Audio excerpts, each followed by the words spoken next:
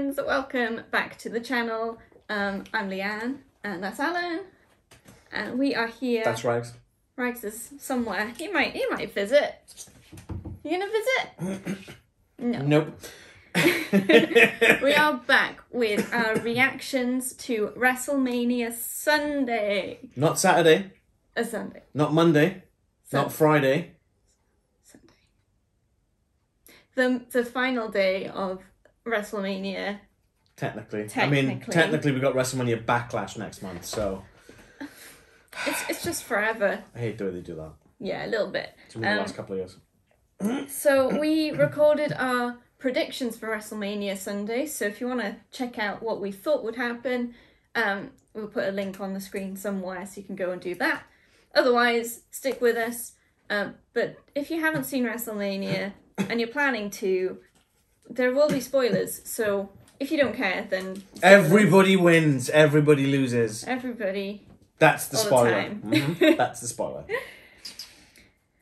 Cool, so let's get right into it then, shall we? Meat and bones. Meat and bones. We didn't watch the pre-show because it was another 2 hours of nothing. 2 hours with no matches, so meh. Yeah, the match that was delayed from Saturday didn't happen. Yeah, it did. Did it? Yeah, it did. It did. I got mixed up. The New Day match. Yes, that was the one. Why did I think something got missed? I don't know. Oh. It's been a long day. It's been a long day. What? Cat. Everyone be distracted by a cat. So, we open with Wow. Jessie James Decker singing America the Brave. So she is a singer, an author, a fashion designer. She apparently does a lot of stuff, so good for her. It was pretty jazzy. Yeah, good stuff. It's alright. No, I mean, we're not American, so it doesn't really mean anything. I meant the music style, but yeah, no, okay. That too. America. Yes. Then, Triple H comes out. Yeah. So we're opening WrestleMania with Triple H. It's a nice surprise. Yeah, it was. You weren't expecting it. So he comes down to the ring. He says thank you to the fans. Does the welcome to WrestleMania. And then leaves his boots in the ring. And off he goes. Yeah. So it's his retirement. I think he must have not wanted to make a big thing of it. But it's still... Yeah. You've got to do something because he's such a big name in the company. It's sad for me that all those stars from that generation, Austin, Undertaker, Bret Hart's not wrestling anymore, Triple H, they're all retiring. Yeah. Scott Hall died a few weeks back, and that was tragic. You know, these guys aren't active competitors anymore, and it's obviously a generational thing, but it's kind of tragic to see this. Yeah. You know, for me as a fan who's been watching sort of wrestling for 26 years. Yeah. So you saw these guys in their prime. Well, I remember Triple H and his blue blood, Hunter Hearst Helmsley kind of stiff upper lip kind of gimmick that he had going, which was just awful. Oh, how things change. Cool. So moving on to the first match of the night then. We had the Raw Tag Team Championship match. It's a triple threat between RK Bro, Alpha Academy and the Street Profits. So it's a bit different from the usual sort of six-man tags because it was triple threat. Well, six-man tag and a triple threat are two different things. Yeah, exactly. So that's what I was getting to. No, well, yeah. Six-man tag is 3 pieces on each team. Just going to derail me every time he is. I was trying to say that most of the time when you've got 3 tag teams, you have 2 people legal. Yeah, but they still, in WWE, call them triple threat. That's the problem. I hadn't noticed that because I thought they'd call them six-man tags. Yeah, it's like a fatal 4-way match. If there's a tag team, there's only 2 competitors legal usually. And it really annoys the hell out of me. Well, in this one, they had 3 people legal. Yeah. That's what I was getting at. If you let me finish. Goodness me. This is clearly what this whole video is going to be like now. Stone Cold! Stone Cold! Cool. RK Bro, Alpha Academy, Street Profits. I went Rags to RK. Are you so bad right now? I don't think he could get his little leg round my head. You could try. It was a pretty good match. I thought it was really good. Yeah, it was. It was for an opening match. I think it set the it set the tone, I think, for the rest of the event. Yeah. Some great RKOs on this one. We had Matt Riddle delivering an RKO on Montez Ford while both of them were on the top rope. Or Ford was on the turnbuckle. Matt Riddle came onto the rope, RKO'd him off there. Yeah. That was really impressive. And then you had, where is it? Gable going to the turnbuckle to deliver a move, and then Randy Orton just grabbed him out of the air. It's brilliant. The timing's just incredible. So that was awesome. I don't expect anything less from Randy Orton. No. You know, because he's been in there for years. He knows how to RKO. Yeah. It's good. But yeah, so after that RKO on Gable, Randy Orton gets the pin. Yeah. And RK Bro retained. Mm-hmm. Which I think was what we predicted. Mm-hmm. So, good stuff. And after the match ends, RK Bro and the Street Profits are in the ring, because they're, I guess, both the face team. Yeah, even though they did sort of hint at Street Profits turning heel. Yeah, it's a bit weird. But they beckon into the crowd for Gable Steveson to come into the ring with them. So he... With his upside down shirt. He had a shirt with upside down print on it. I don't know what else to call it. It's obviously a design choice, but I'm just going to call him Upside Down Shirt Man. Upside down cardigan man. Upside Down Shirt Cardigan Man. I mean, it was really nice because he's obviously now, he's in the company, he's there to be a wrestler with them, and they're sort of welcoming him in. They all had their red Solo cups and poured him a little bit. And then Chad Gable rushes in and slaps that cup right out of, oh goodness, too many Gables. Gable Stevenson's hand. Gable doesn't like Gable, apparently. This is going to get confusing. Very. Shoosh! Shush. Shush, please. I don't even know when that became a thing. I don't know. I think it Was must this have been... before or after the spelling bee? I think it was around that time, wasn't it? Oh, God. This guy's such a great athlete.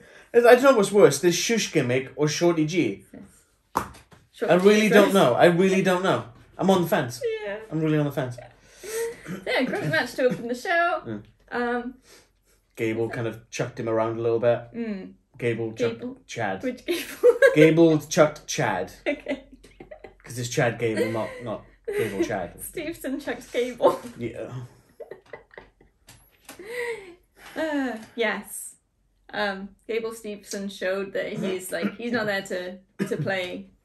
He's going to stand his ground and and then he ended up managed to get a celebration outside with the rest of the face guys, which is nice. I want to see Gable Stevenson do that to Otis though. I want to see him throw Otis. Yeah. Because Otis is considerably bigger than Chad Gable. Mm-hmm. Could happen. I'm sure he could do it. That'd be good. I'd like to see that.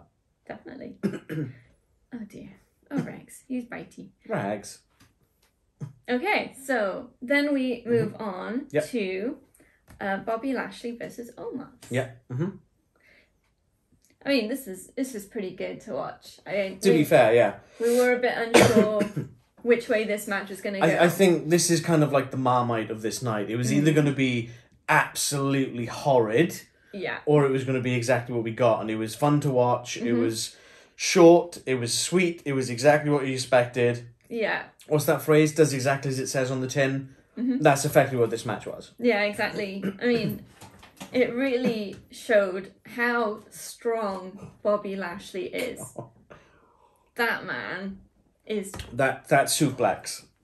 Damn, dude. It's crazy. That guy is huge. He makes Lashley look tiny, and Lashley managed to suplex him. I like the way he did it, and he was like, he's not going to get him. Crunch! He got him, and he gets up, and he's like, ah! He's like... He's so pumped. He's like, oh my God, I got it! I actually did it! His kind of look on his face, and I like... Obviously, he was lead into that, but I felt that was a really good way to sell that move. Like, yeah, I did it! I got him! I did it! Definitely. I really like that. And all credit to Omos, because that sort of move, especially with that size difference, takes two athletes, and he made it look good. Yeah. So yeah, I mean... They gave the people what they wanted, for sure. You gotta give the people what they want, Leanne. Yeah, I mean, Best friends. after that suplex, Lashley delivered 2 spears to Omos, knocking him down both times. Yeah. And even just that, with the centre of balance. Is that what it's called? Centre of gravity. Mm-hmm. Yeah, impressive. Yeah. So Lashley wins. Yeah, I'm really happy that they did that. Yeah. I don't want them going, Omos is undefeated. Omos is undefeated every single time. No. And it wasn't like they found a guy as big as Omos to beat him. Well, no, they tried that with General Aziz, but it was awful. Yeah, that wasn't good. It was still, Lashley still felt a bit like the underdog going in because of that size difference. So it sort of, although he wasn't sort of really under, I don't know how to say it.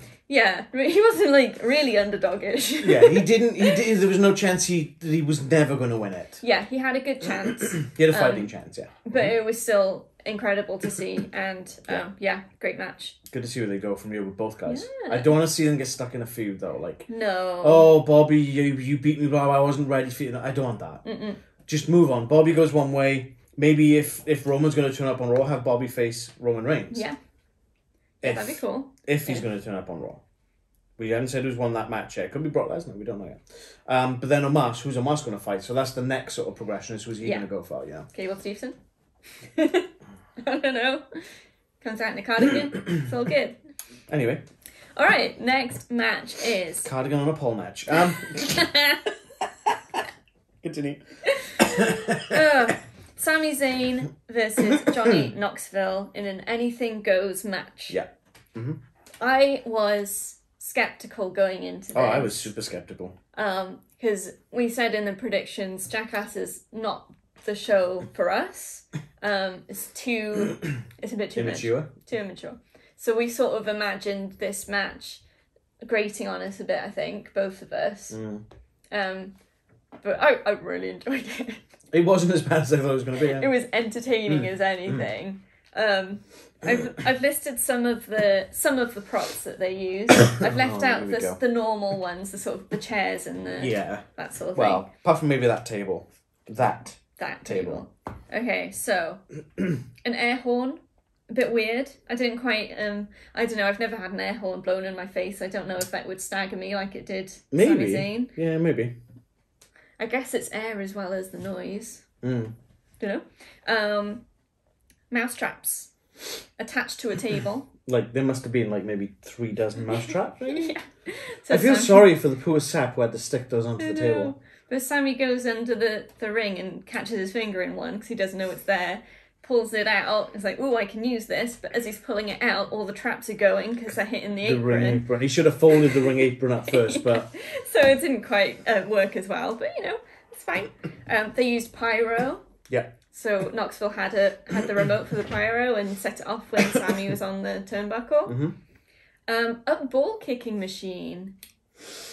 A little contraption. I think we should probably call it like a crotch kicking machine as opposed to ball, because ball is quite a broad term. I think I've heard it called that in something before. But then whenever someone says... It's a technical term. When someone says to me they're going to kick a ball... It's a low blow machine. There we go. There we go. Low blow machine.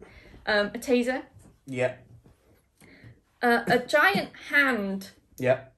It's like on a spring, so that when Sami ran up to it, it got let go and it just went like slapped him. Crap. It's huge. It's like probably that way up, as tall as Sami Zayn. Yeah, it was one far off it. So yeah, that's fun. I think they've used that on Jackass quite a bit from. Probably, I think I saw it in the trailer for the film. Something. Barbecue tongs. Yeah. And then a giant mouse trap. Yeah. And we'll come to the finish. Oh, you missed the bowling ball. Oh, bowling ball. I've written it down. I just missed it. Yeah, bowling ball. You can imagine. Similar to the low blow machine. It's a manual low blow machine. We also had some interference. So there's a guy who I think they called Party Boy. I think they called him by another name as well, but I didn't catch it. Maybe, I don't know. Who ended up taking off most of his clothes and... That was grim. Was just getting in Sami's face in his underwear. Oh no. I just had flashbacks to this guy on the ECW reboot thing that they did. And it was, I can't remember if he was like a ring announcer or a timekeeper or something, but he was quite a larger guy. Imagine someone the size of Otis, but less muscle. Uh-huh. So he'd pull off all his clothes, and then he'd have oil and he'd be doing this dance and he'd be jiggling it up. That's what that just reminded me of. Oh, they also had interference from someone called Wee Boy. Was it Wee Man? Wee Man? I think it's Wee Man. I thought they said Wee Boy. I think it was Party Boy and Wee Man, okay, I think. Wee Man. Don't quote me on that. Who was a wee man. Yeah, he's, I don't know what the correct political term for this would be. I know, so we'll call it he's a wee man. He's a person of stunted height. Don't think that's right. Don't cancel us. A person with dwarfism. Sure. I think that good. is a definite term. The dwarfism is the actual term for it. So please don't cancel us if that's wrong. We'll do our if you've seen Hornswoggle, if you know who Hornswoggle is, that. Cool. Oh, he was great though, this guy. Considering how small he is. He barely, like his head was the same height as the ring apron. I know. And he got Sami up and body slammed him. He held him there. It's like, what the hell? This very small person has just like got crazy strength. So I mean, fair play to him. Oh, amazing! It was really good. But going back to the giant mouse trap. Giant mouse trap. All right, it's huge. This mouse trap. It's man sized. It's probably like 6 foot long, maybe. Yeah. Maybe 3-4 foot wide. Something like that. So they get it in the ring. Knoxville manages to get Sami Zayn down so that his like head and shoulders, knees and toes, on the trap where the cheese would go. Yeah. And then he gets a string and pulls it, and it doesn't work. So I've written Knoxville has mousetrap trubs, which I'm never ever going to write again in one of these. Nope, might as well do it now. But then, obviously that doesn't work, and Fair Dues, quick thinking, gets in and pulls on the mechanism to make it spring. He could have pulled on the string for ages and made it look really bad. Yeah. He knew what he was doing. I guess he's a showbiz guy, so he They probably came up with the idea for it and made the trap. Yeah. He probably knows how it works. It did unfortunately mean that as he sort of pulled the mechanism, he had to be right in there, so it caught on his arm a bit before it actually sprung. But he got out of the way. Trap springs on Sami Zayn, holding him down from the shoulders. And then Knoxville gets the pin, and gets the win. Yeah. With a giant mouse trap. Still not quite sure what I saw, if I'm honest. It's... It's one of those things where we're never going to see a match like that again. I've seen... I hope we don't. We shouldn't. I've seen dog kennel matches. I've seen Punjabi prison matches. I've seen hardcore matches where they're fighting in the Mississippi River. Yeah. I've never seen a giant mouse trap in a ring. No. This was... I'm going to call it a slapstick match. And I'm happy about it. I didn't think I would enjoy it, but I really did. I do hope they don't do it again, or if they do, it's like way down the line. Yeah. I don't think they will. This seems to be just a thing for Jackass. Yeah. So it's just a... but yeah, it was enjoyable. Yeah, it wasn't the worst thing I've seen. No. Cool. Then we enter Recap Central. Here we go. So we have a recap of the most stupendous recap show of all time. They did spread them out, luckily, but we had a recap of the Corbin and McIntyre match from WrestleMania Saturday. And when we say recap, these things are like 4, sometimes 5 minutes long each. It's long. It's like the entrances and then a bit in the middle and then the finish. It's just most of the people watching WrestleMania Sunday watched WrestleMania Saturday, so there's no need. Yeah. Or if you need a recap, do it on the pre-show. That's what it's there for. And I bet you these things are shown on the pre-show as well. Yeah. With a 2-hour pre-show, what else are you going to fill it with? You know, you could do so much more with the show that they had. There were matches that felt like they were cut short on this show. Yeah, one particular one, which I'm really annoyed about, which we'll go into when we get to it. There you go. So that was that. And then we move into the Women's Tag Team Championship Fatal 4-Way match, which was a 2-person legal one. Yeah. See, Fatal 4-Way, triple threat, true. Same thing, see? I see your point, I get you. Oh, you know what you're talking about. Sorry. Oh, do you mean this point? There's a cat in the room. It's an innocent cat. Oh, I'm not innocent. I'm sorry. Okay, so we had Naomi and Sasha Banks. Yeah. Versus Liv Morgan and Rhea Ripley. Yeah. Versus Shayna Bazsler and Natalya. Versus Queen Zelina and Carmella. We had some fun entrances. Just on a quick side note, the annoying thing of that is that none of them have team names. Yeah. So the previous triple threat tag team match, we had RK Bro, American Alpha, and Street Profits. Yeah. The women don't get names because they swap in and out all the time. I hate it. Yeah. It's really annoying me. Because they can't get established tag teams because they're being moved about so they don't get names. Sasha Banks drove in, you think it was a Lamborghini? I think it was a Lamborghini. Which is pretty cool. It might have been a Ferrari. I couldn't quite see the badge. She was quite small. So. It would have been more cool if we didn't have someone driving in a car last night as well. Well, so, I mean, Naomi comes out first. Yeah. And then Sasha kind of pulls around the main stage screen. Yeah. And she starts blasting beep, her horn. Beep, beep, beep. So Naomi sort of runs over, jumps in the car.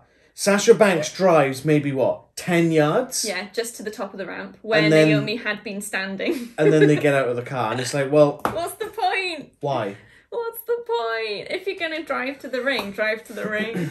Or just don't bring a car. I don't get it. Or, if you're going to do that, have them both come out in the same car at the same time. Mm-hmm. Don't have someone get in the car to get out 10 seconds later. Yeah. From the exact position they were already stood in before you beckon them over. Thanks. He's needy. Mm.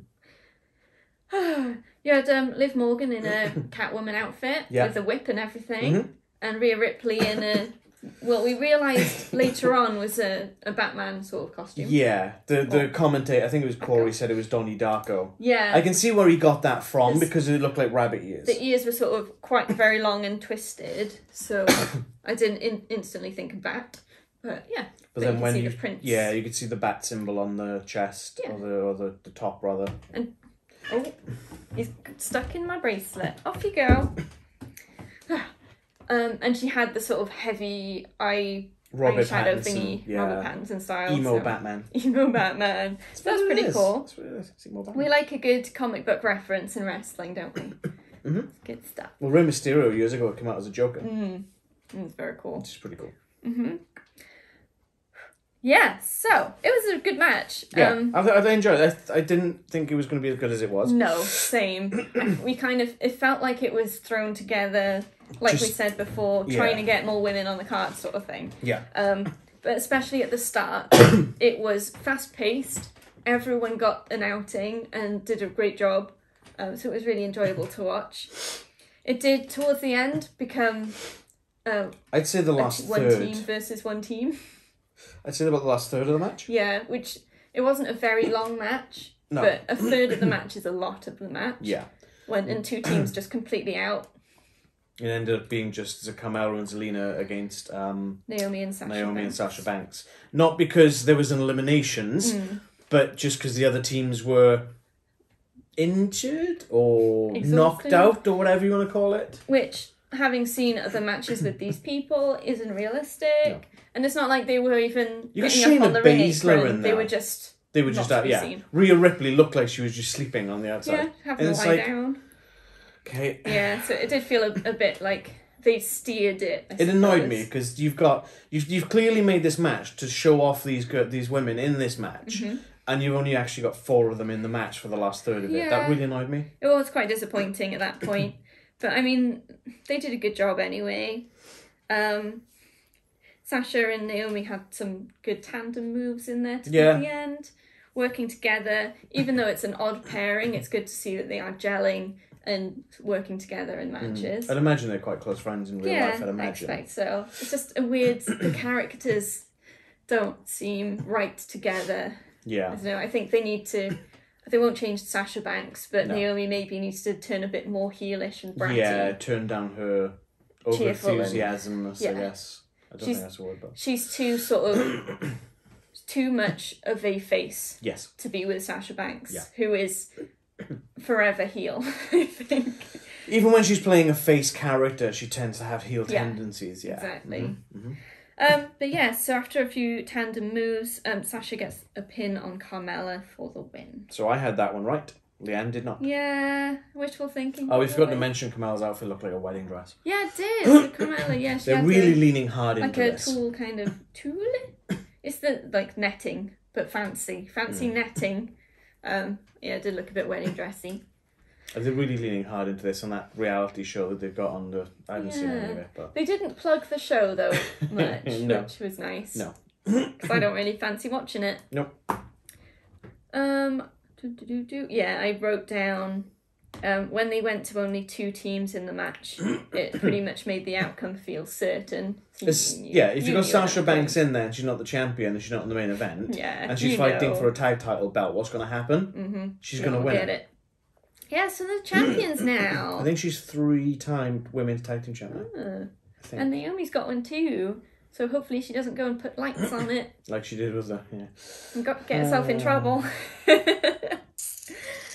Okay, we're heading back to Recap City for the Mysterios versus Do I need to get like little numbers? Like Suplex City guy in the crowd. Yeah, just count the recaps. Recap City. Count the pointless recaps. It's a good thing I don't write down the sort of other filler bits because otherwise we'd be here forever. Whoa, cat again. Where did you come from? Then we move into the Edge versus AJ Styles match. Hey, get off the lights. Come on. It was a bit strange because on the way to the ring, AJ Styles had like almost a gash in his face, and it's like it's kind of just bleeding. So he must have clocked it, because he kind of went wiping it. Because he kind of did that, and he was like, oh. Yeah, I think one of the cameramen might have been like gesturing that he's got something.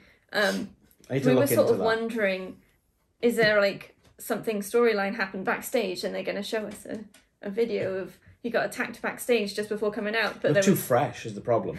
And even the commentator said maybe we'll get some information about what's happened to AJ, but no, it was, I mean, the best I could guess is he's like getting ready and walked into something. Yeah, I reckon he was coming out of Gorilla into someone called him, he turned again and he caught himself on something, I reckon. And imagine how gutted he must be that he was going into a WrestleMania match and injured himself before even getting out there. It's the only blood we saw at this WrestleMania. It is, you're right. I just clocked that. Yeah. But yeah. That was AJ's interesting entrance. And then Edge, his entrance, it was awesome. That was pretty cool. It was cool. So it was like multiple tiered sort of setup on the stage with fire all around. And then up from the centre rises a throne on which is sat Edge, looking regal and serious and brooding. And he walks down. I think you did that, brooding. Brooding. See you did that. Brood. See you did that. You didn't clock that, did you? No, not until you mentioned it. Unintentional. He walks down through the flame and the smoke and heads into the ring. They've blown off a bit more pyro and stuff. Lots of pyro. It's good. I think I mentioned it when he sort of got down by the ring steps. He had like a cloak or a cape or sorts on one shoulder. Yes. And it kind of reminded me of Game of Thrones. Yeah, because it was like a very high collar thing as well. So yeah, definitely Games of Thrones-esque. Game of Thrones. Games of Thrones. Games of Thrones. Oh, Rex, take me to bed instead. Yeah, so that was cool. We don't condone animal sort of relationships in this. It's for sleeps. Like he let you sleep. Come on. No, you wouldn't. Let's go. This match felt quite long. I think it's probably just because it's getting to the point in the pay-per-view where my attention span starts going a bit. Rags, go away. Yeah. I mean, it was another nearly 4 hours. So. Yes, yeah. There's always that point where I'm going to start feeling a little bit sleepy, and if I don't get a cup of tea or some food soon, I'll probably fall asleep. And it's not that I'm not enjoying it, it's just that that's how long we've been watching for.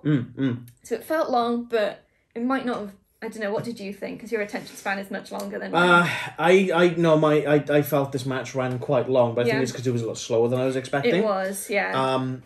I mean, it was by no means a bad match. It was a really good match. Yes. But as you say, it wasn't like some of the matches being quite quick paced and fast. This was really slow. It was more of a technical wrestling kind of match. And once you've had a lot of high flying and lots of spots and whatnot, when you get to something like that, it does kind of suck the wind out of the room a little bit. Yeah, and it does make you think, "Oh, this is dragging a bit," and it does kind of make you feel like that. So I get where you're coming from. So it feels like almost. I know they need a fast paced match to start an event to get the crowd in. Yeah. But then maybe have the slower ones there and then build back up to the fast. I don't know. If I had to guess, I'd say this one about 20 minutes. Yeah. Give or take. I reckon. Yeah, I mean, I've put that it was good. I did enjoy this match. Though it was quite well balanced in the pacing, even though it was a bit slow for where my mind was at the time. It was pretty well paced. Counter Central. That was great. Oh, yeah. So good. So many counters. And the skill of these guys, you can't really say much more about it. They're both amazing wrestlers, amazing athletes, and they put it all out there. Yeah, I mean, AJ's been champion wherever he's been. He's a two-time former WWE champion. Yeah. I think they mentioned, obviously, he's been Intercontinental champion. I think he's three-time United States champion. Edge is a Hall of Famer. Yeah. 11-time world champion. You know, they both know what they're doing in that ring. Yeah. And there was no qualms that they knew exactly what the show they were putting on. But I kind of feel that if they picked up the pace a little bit more in places, it probably would have... Because I thought the crowd kind of wasn't that into it either. I think so. They were probably quite similar to where I was. And they have to... I can like be doing other stuff when recaps and things are on if I really need to, but they're sort of stuck there. Or I mean, I don't even know if the recaps play in the arenas. They might not. No idea, because they're probably even worse. They might just be sat there like looking at an empty ring for 10 minutes. Oh yeah. The ending of this match was quite interesting. So, AJ was on the outside, ready to deliver a phenomenal forearm. Yeah. And out of absolute nowhere, I think they just took the camera pan slightly, didn't it? Damian Priest was standing there, just staring. It's a pretty cool looking outfit as well. Yes. Like with chains braided into his hair. That was really cool. That was, but I mean, it was just enough of a distraction for AJ that he sort of stops and looks, just for maybe 30 seconds or something, and then goes for the phenomenal forearm, but that's enough time for Edge to be ready to counter it. Yeah. It wasn't like a lot of the distractions that you get in professional wrestling where it's sort of it's not really believable. He's not like, hey. Yeah. He was just stood there. Yeah, it really worked and it was effective. We need more of that kind of thing. Yeah, it was believable. Thanks. It's messing about with the lights. You're gonna get yourself hurt. I'm gonna lock you in the kitchen in a minute. Oh, cats. So yeah, it was really good. So yeah, Edge basically spears him out of the air when he tried to do the phenomenal so forearm. He went to the forearm and Edge just kind of like crunch. Yeah, and pins him. So good. It was a really good ending. I think that was the second best Edge spear I've ever seen. Hey. We have a naughty cat. He's great in videos until he starts mucking about. Second best Edge spear I've seen, I think. Yes, it was really good. Just catching him out of the air. Yeah, so he wins. And then after AJ's left the ring, Damian Priest enters the ring and him and Edge have a moment. Yeah. They just sort of look at each other, they smile. So Priest is stood up in the ring and Edge is down sort of like looking up, and then Priest gets down on his knees and then they're like, yeah. On the same level, on the same page, and then they do the raising the arm, celebrate together. And it leads into, I saw a story a couple of days ago where they were tempted to, or there was rumours about Edge starting a new faction on Raw, a heel faction. And I think this definitely leads into that, which is quite nice. Yes. Let's just hope that Damian Priest isn't going to have the split personality thing now. If he's going to be in a heel faction, he needs to be I think if he's with Edge, he's not going to be... No. So he's just going to be Damian. So I think what they need to do now, though, is obviously get maybe another 2 members. Yes. Because Edge isn't going to be there all the time. He's not a full-time person. He's probably going to be more part-time now after Mania. And Damian Priest would be the leader when Edge isn't there, like the general almost. And then when Edge is there, it's like, oh, hi, boss. Yeah. And we want at least 2 more people, so it's not just one more faction of 3. Yeah. Thanks. Yeah. Because, too many of the same thing happen. Yeah. Okie dokie. What was next? Next, we had Shaemus and Ridge Holland versus Xavier Wood and Kofi Kingston. At the end, you said that match didn't happen. Whoops! Well, I said my attention span was short, and the last match was like the end of it, so maybe I fell asleep for a moment. But yeah, this match did happen. Butch was there too. Yeah. He had a starring role. Xavier Woods and Kofi Kingston had ring gear that was inspired by Big E. Yeah, it was like direct replicas of Big E's ring gear. Yeah, the same style, not just the colouring and things. It was the same sort of look, I think they said really the design of it, or the pattern, or whatever you want to call it, was when he was the champion. Yeah. So that was quite nice. Really they had different alternate sort of colours, which is nice. Because with Big E being injured at the moment, it's really nice to see that homage being played. What they could have done, obviously Big E couldn't be there, what they could have done is just have him on satellite feed or have a pre-recorded thing on the screen. Oh, Dallas, Texas, that would have been really cool. That would have been really cool. Because as it stands, they just hit the New Day's music and it's like, well, I felt like it was lacking because they haven't got that Big E thing in the beginning. Yeah. If they just recorded him doing that, he has a presence at WrestleMania. Yeah, I bet he'd have really liked that as well. Mm-hmm. They even did the thing partway through the match of taking down the straps, which is what Big E does when the match starts getting real. This match was short. It must have been like 5 minutes. It was real short. Considering it got bumped from Saturday due to time constraints. Yeah, I feel like... Recap City. Yeah. I think if you were going to have it this short, either put it on the pre-show or just cut it completely, because these guys didn't get the opportunity to do their thing, I don't think. And they're paying homage to Big E, who was injured. Yeah. Like, he could have had his life ended because of this injury. Exactly. And they do that. I really didn't like that. I really didn't. Yeah, not the best sort of decision. I'm sure that they had their reasons for doing it this way, but... Yeah, I bet you time constraint is the reason. Yeah. No, not good. And the way that it played out... is all Butch. Yeah. He wasn't even in the match. He's like a little rabid pit bull. He just starts going absolutely mental and attacking... who was he attacking? Xavier, I think. It was Xavier Woods. Just going for him constantly. That was after the match ended as well. It was during. It was during, but the major brutal assault came after the match. Because he was clawing at his face and his braids, and it's like... Yeah, so... I'm all for Pete Dunne, but this just feels really ham-fisted. Yeah, and I don't think this is Pete Dunne's decision to do it. No, like absolutely not. No, it's the agent. It's the booking agent. Yeah. Whoever the agent is who produced it. It's not good. No. But the end of the match came after Butch distracts the ref by trying to go for Xavier, I suppose, and then Shaemus hits the bro kick onwards and pins him for the win. Yeah. Well, Holland pins him because Shaemus was the illegal man. I sort of, because when you don't expect a match to end nearly so quickly, I was obviously watching it, but not looking out for the finishing move. Yeah, yeah. You're expecting like another maybe 5-10 minutes to go, yeah. Uh-huh. So I was like, I don't know what just happened. Like, I get that sometimes matches run short or long or whatever, but and sometimes the finishes come out of nowhere, but a lot of the time they actually feel merited and they feel like it's at the right place. This didn't. This just felt like it was... It was rushed. Yeah, it's almost like someone said to the ref, hey, you're running long, cut it. Mm-hmm. But we've only had 2 minutes, cut it. Yeah. And they jumped straight to the finish. She was like, what? Yeah, and then Butch is still trying to attack Xavier, and his other teammates, Shaemus and Ridge Holland, are holding him back. And that's it. When you think about Kofi Kingston, and what was it, 3, maybe 4 years ago? Yeah. At WrestleMania, and he's winning the world title.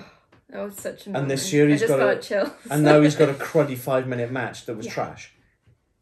And I don't blame the guys, it's the producers. Yeah, it's not fair on the and guys. And it's the recaps. It's the recaps. Talking of recaps. Oh, here we go. We have a recap of the Seth and Cody match. Well, we had a recap of the Seth of the Cody entrance.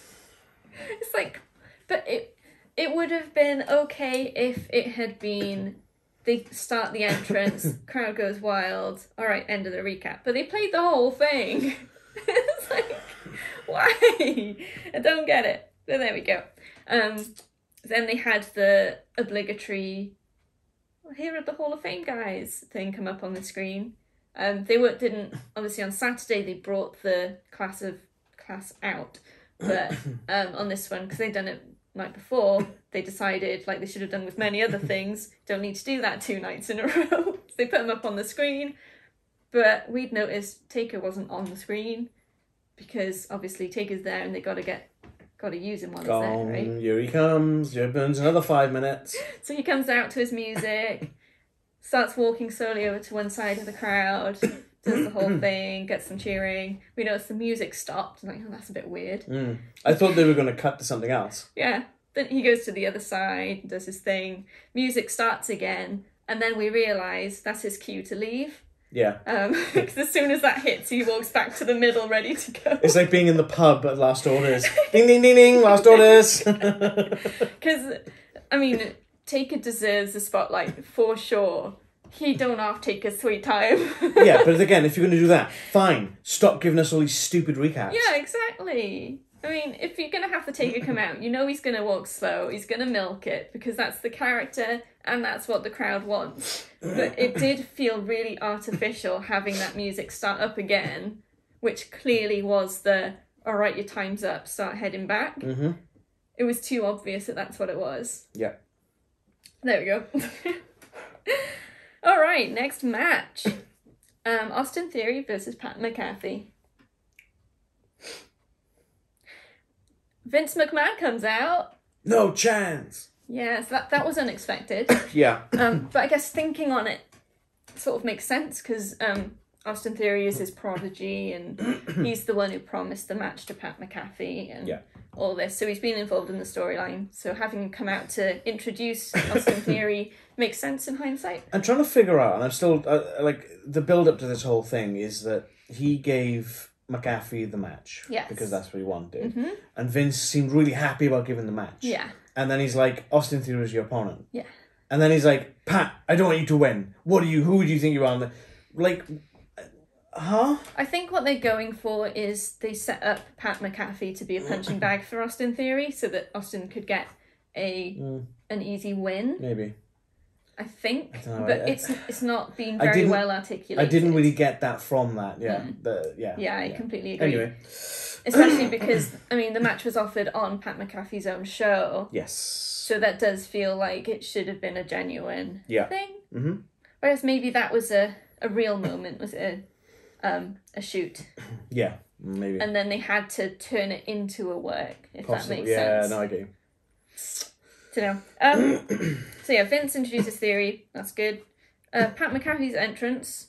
Here come the cheerleaders. Yes, the Dallas Cowboys cheerleaders out. I guess because they were around, they wanted to make the most of them as well. Might as well. So they come out, do their thing. What was the song? White Stripes, Seven Nation Army. That one.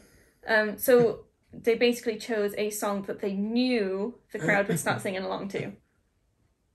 I don't know if maybe Pat uses this on his show. I don't know. I've never watched it.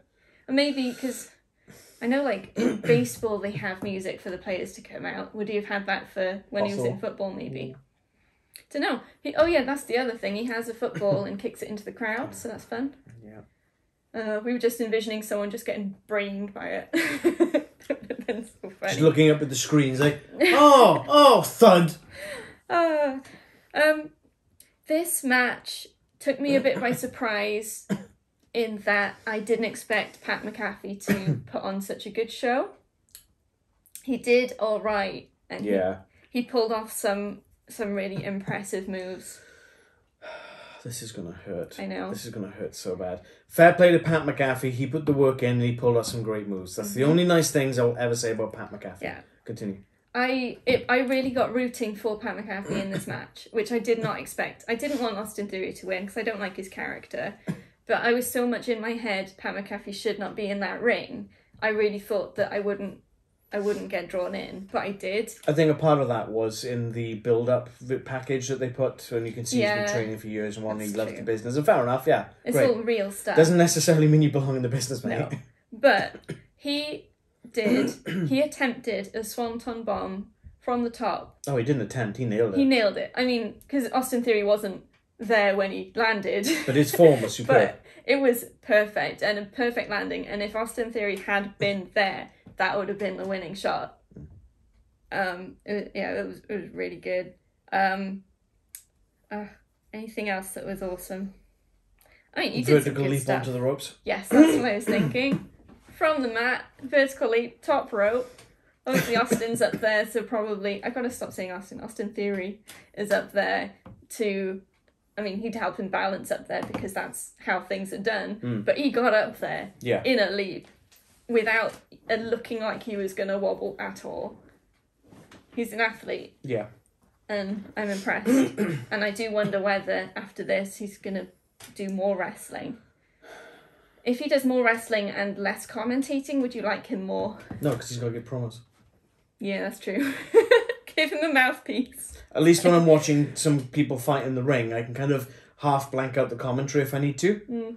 If I'm having to listen to him actually shoot off vignettes and promos and stuff, I can't. Very true. Because that's part of the story. Mm-hmm. Right. So the ending of this match. Yep. Austin Theory attempts to go for an A-Town down. Mm-hmm.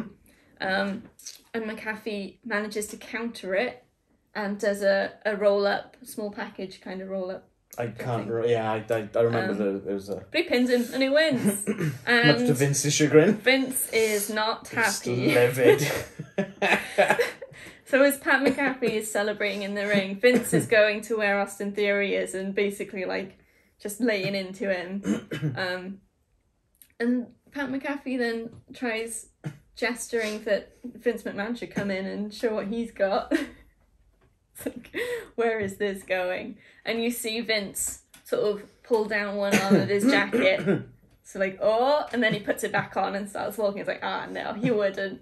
He's too old to wrestle. Next thing you know, the jacket's on the floor. And it's like... Jacket's off, ties coming off, unbuttoning. I kind of like, the one thing I liked is Vince, when he's taking his tie off, he's like systematically as he's staring at Pat. I've never seen someone remove a tie as threateningly as Vince McMahon. And if I ever do, I'll be terrified out of my wits. Yeah. And then the ref turns up. And we're like... I think Vince is like, ring the bell. He's telling the ref to ring the bell. It's like, what? Are you sure? What's going on here? Like, I'm what? Is he like 76 years old? Yeah. And what? And so ready for this match. And it is a match. It's a short match, but it's a match. And Vince is just going for it. Yeah. A lot of arm bars. Clotheslines. Clotheslines. It's an arm. An arm bar's a submission. Oh, that's right. I'm sorry. I'm trying. I know you're trying. You're very trying.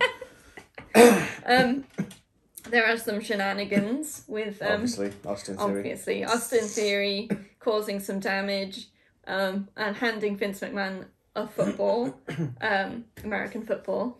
Yeah. Which the ref is like, what are you doing? Don't do it. But I mean, what's he gonna do? Disqualify the owner of the company? That's your boss. You disqualify your boss, you're out of a job. You're fired! So, a football kicked into the ribs. That'll play hurt. Sort of ends it, and Vince gets the pin and wins. Yeah. I mean... We'd have never expected Pat McAfee to beat Vince McMahon, even though if it was a straight wrestling match, he would, because he's an old man. Saying that, right, I never expected to see Vince McMahon get his head shaved at WrestleMania, yet that happened. True, that man is full of surprises. But I never expected to see 76-year-old Vince McMahon get in that ring. No, not at all. Maybe he shouldn't have, but it was a moment, and there's more moments to come. So, Vince and Austin Theory celebrating the victory in the ring. Vince calls for his music to be cut so that they can celebrate Austin Theory instead. There's a bit of a weird moment where Austin Theory's music starts and Vince McMahon looks terrified for a second. He's going to have a heart attack. And we're like, huh. And then we find out why. Because glass shattering. And then obviously Vince looked terrified, so he thinks he missed the cue a little bit. The crowd goes bananas. Absolutely ballistic, because obviously there is a long-standing rivalry between Austin, 25 years Stone worth. Cold Steve Austin, and Vince McMahon. So in comes Stone Cold, strutting down to the ring. Oh, he wasn't strutting, he was walking with a purpose. He was walking with a purpose. I guess Vince McMahon struts. Yeah. He's like a peacock. Okay. Austin Theory selling a stunner from Stone Cold. Well, the first rookie mistake, he goes to smack Stone Cold Steve Austin. Yes. He goes to literally punch Stone Cold. Uh-huh. Why did he think that was a good idea? Because otherwise he'd have got fired for not trying to defend Vince McMahon. The sell job on this stunner was, it started off great and then it went comedic. It was the bounce that you expect, a very good bounce. Because he kind of went really stiff with it as well, which was great. This is what you gotta do. But then he just kept on bouncing. Kind of hit the mat and then he's like a fish out of water. And it's like, that's so well, mate. Good effort though, real good effort. And then Stone Cold decides, or goes to share a beer with Vince McMahon, putting old rivalries behind. It's like behind. water under the bridge, just have a beer, WrestleMania, one drink. We get out the beers, everyone knows what's coming. Even Stevie Wonder knew what was coming. Down it. Well, no, you could Vince is there, he's like... Oh yeah, he did a whole like wine You can see his... Okay, cool, yeah. Toast, drinks. And then Stunner, obviously. Well. Poor Vince. Wow. Austin goes for the gut kick, which is a prelude to the Stunner. Vince sort of goes too low, I think. I think it caught him off balance. I think it just caught him off balance. I think he hit him and he wasn't, I don't know if he wasn't ready or it hit him in the wrong spot or I don't know. Basically, he wasn't there to actually receive the Stunner itself. Because he kind of bounced backwards onto the ropes. Yeah. It's like, I think he was trying to keep selling it to give Stone Cold more opportunities to get it. To me, it looked like he was trying to get his own balance without falling on his ass. Yeah. Because Austin kicks him and they're close to the middle of the ring at this point. And then the Stunner happens at the ropes. Yeah, that's very So true. to me, Vince was like, oh, I need something to fall back on because I'm going to fall otherwise. Yeah. That's what it looked like to me. It didn't go well. No, it didn't. Vince is probably going to be really mad at himself, I think. Vince shouldn't be eating Stunners at 76 years old. No, but I mean, I see why he wanted to. It was sort of an important moment. Maybe he should have practiced it more. Yeah. Maybe the beer was too much for him. Maybe he got tipsy up by one little sip. So yeah, that wasn't great. Then Stone Cold invites Pat McAfee into the ring to celebrate his win. They share a couple of beers. They go up on the turnbuckles, doing that whole thing. And then they go to have a drink together. 2 cans at a time. Down they go. Stunner! Down goes Pat. Down goes Pat. He sold it pretty good. I think he had a good sort of middle ground between the other two. I'll give him that. Yeah, I'll give him that. Did a good job. All is right with the world again. All is right. And then Pat McAfee eats a Stunner. What more do you need? And then off Stone Cold goes, back up the ramp with his beers. Slipped a bit on the ramp. I think it's probably had some beer on it, so it's just a little whoop whoop. It's fine. He started laughing though. He caught himself and. I wrote Austin has ramp trubs. He did.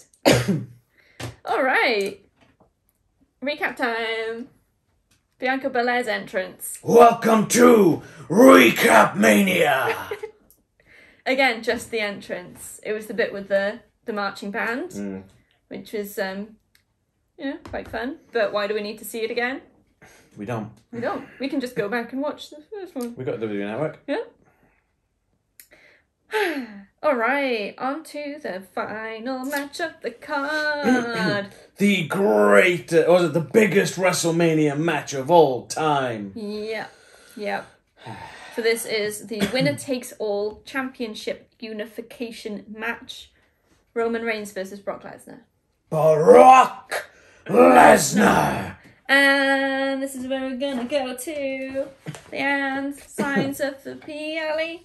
And signs of the PLE. Plat. WrestleMania edition. Plat. Are you testing to see whether my post-it notes stay on this time? No. No. Okay. No.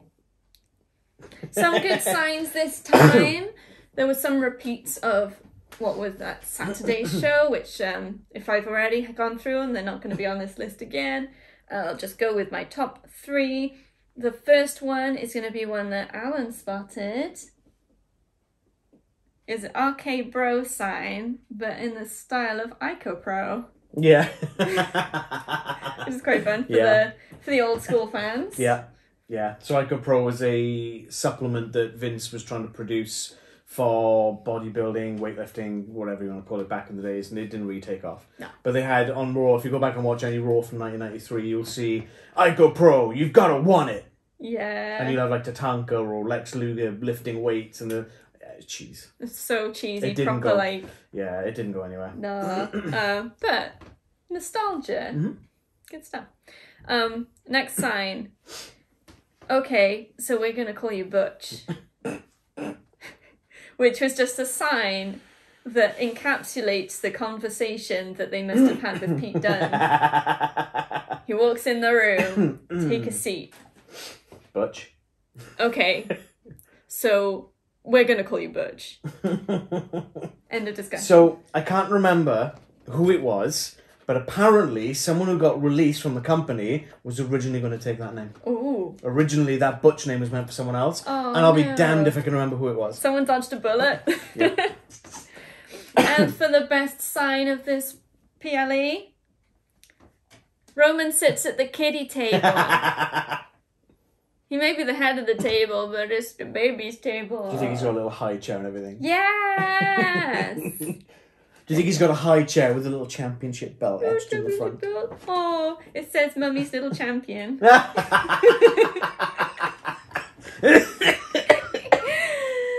And that's Leanne signs of the PLE. Leanne signs of the PLE. Play WrestleMania edition. Good stuff. What? Main event time. What? So back to What? Reigns versus Lesnar. What? I'll stop. Thank you. Okay. What? I'll stop. Roman Reigns comes down to the ring first. Calls for a mic. WrestleMania, acknowledge me. Well, he kind of went WrestleMania. Yeah, he did his like, ooh, but acknowledge me. That's it. Hands the mic back. Okay, good job. That was worth having a mic for. I'd rather see another recap. I know, right? Okay, Lesnar comes out. No problems there. No special entrances for the main event. I kind of expected I'm surprised something. by that. Obviously, Reigns had the Usos come down with him. But that's not special. He does that anyway. Ring announcer. Poor ring announcer. Oh, he goes to introduce Roman Reigns. And as would be expected, Paul Heyman takes the mic and does the... Well, you just hear the kind of the mic being snatched. Yeah. Because the camera's not even on the ring announcer at that point. That's true. So he's the ring announcer just like... Obviously, you should have expected that. Because my name is Paul Heyman, etc., etc., etc. That's fun. Ring announcer gets the mic back. And his opponent, Lesnar, snatches the mic. Well, I don't think he even snatches it. I think he just sort of walks up to him and he's like... Yeah. And if you got Brock Lesnar in your face going, give me that thing, you're going to give him that thing. Yeah, I don't think Lesnar's really a snatcher anymore. I think he would have been before. Yeah. Yeah, so he does his own. He's pretty good at announcing himself. He's a good hype man for himself. It was quite fun.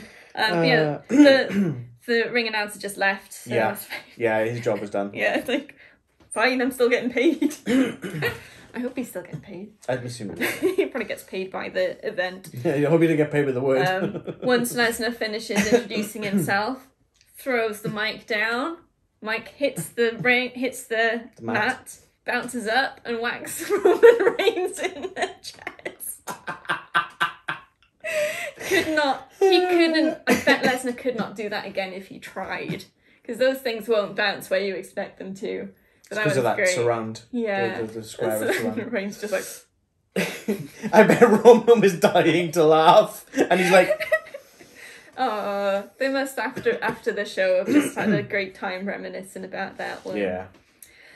Oh, this match, that's pretty good. It's alright. Yeah. Could have been worse. Could have been better, I guess. Yeah, I think they didn't overdo the signature moves, which is a trap that they quite often fall into.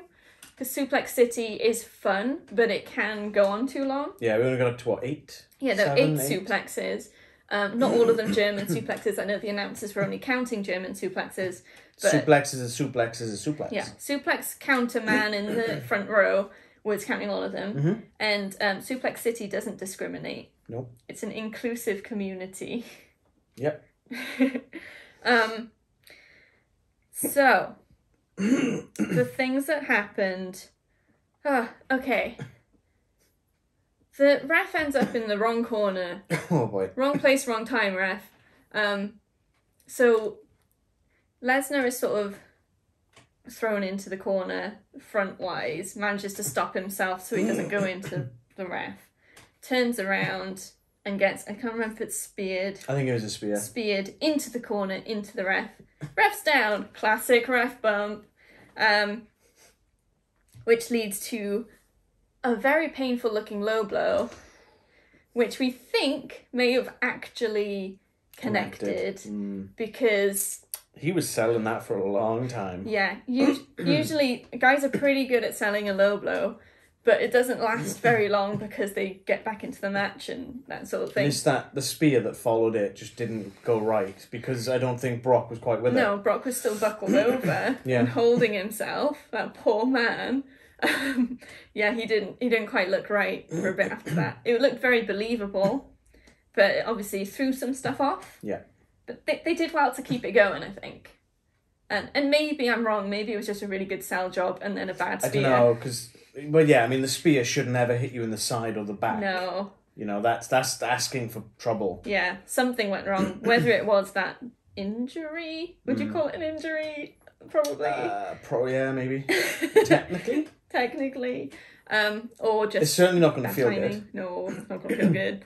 He's going to have a high voice for a bit. Lesnar does get a real good armbar. This is actually... What was it? Kimura lock. I'm sure they said armbar. Kimura lock. Kimura lock. I'm sure the commentator said armbar. They probably did, but it was a Kimura lock. Kimura lock. You know your stuff. On Roman Reigns. It looked really deep in there and well locked His in. face started turning purple as well. He was just really cinching it on. I don't know if he was sort of bulking his shoulders up to sort of trap some of that blood flow or not, but he was wrenching that. He really was. I wanted to rip him off and just start beating Roman with his own arm. That would have been great. Reigns manages to get to the rope thanks to good old Paul Heyman, just with one finger pushing the rope. I think, he kind of went... The ref didn't see that. No. Otherwise, he'd have stopped it. I don't know, would he have stopped it? Probably. It's still a rope break, so you'd have to. But he would have cautioned him. Yes, that's true. Not that would have done anything in the long run. Nope. So after this, what he said it was called? Kimura lock. Kimura lock. Reigns is sort of talking to Heyman on the side, and he keeps saying, "It's out, it's out." So I was like, is his shoulder out? Is something wrong? But we don't think it's really out. I think maybe in storyline it's out. Yeah. It wasn't like but he was faking an injury. The thing that bugged me is the commentators go hard on it, and I really didn't like that. Because they were saying, oh, it looks like he's put his shoulder back in. But I mean, after saying it was out, he was managing to like hold his weight on that arm. I mean, what did he do? Just go... Yeah. That's not how it works. Finn Balor dislocated his shoulder in a match, and he had to literally fully rotate it up and back down and just crack it back in. His Lesnar got him up. I think it was for an F5. It was, yeah. Mm-hmm. So when that happens, the wrestler on top sort of has their arms on the person to steady themselves, and you wouldn't be able to do that with a dislocated freaking shoulder. And it didn't look... I know it doesn't always look wrong when it's dislocated, but I don't know. But yeah, and then he manages a spear, which I'm pretty sure he connected on the side that was... The other shoulder. The other shoulder? Okay, that's all right then. I'm just I was watching for it. When they said dislocated shoulder, I thought, right, if he hits him with that shoulder, I'm going to go nuclear. Yeah, but I mean, that one spear, pin and he's won. Yeah, that's crap. And the ref was a quick count as well. It was really quick. There's no, like I said, and I've talked about this not multiple times with you. I don't know if we mentioned it on the podcast before. You go back and you watch something like I know his favoritism, Stone Cold Steve Austin versus The Rock at WrestleMania 15, for example.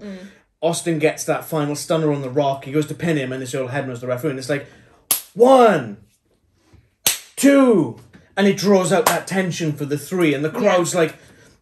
This was just like 1, 2, 3, and then where's the tension? Yeah. Where's the storytelling? There isn't any. there's not always consistency in counts, because usually they match, or they're sort of going for what tempo the match is meant to be at, sort of thing. Yeah. So they'll change it. If it's a fast-paced match, you'll get faster counts. Yeah. But this felt off, and it was quick. It was a quick count. For that last pinfall cover, you need to do it slow to draw the tension. Yeah, it made it feel more of a letdown than it was. Yeah. After that move, I've forgotten the name of it again, from the Kimura lock, which was just like, that should have ended it. Would have been a tap out to one spear and he pins for the win. Yeah. It's a letdown.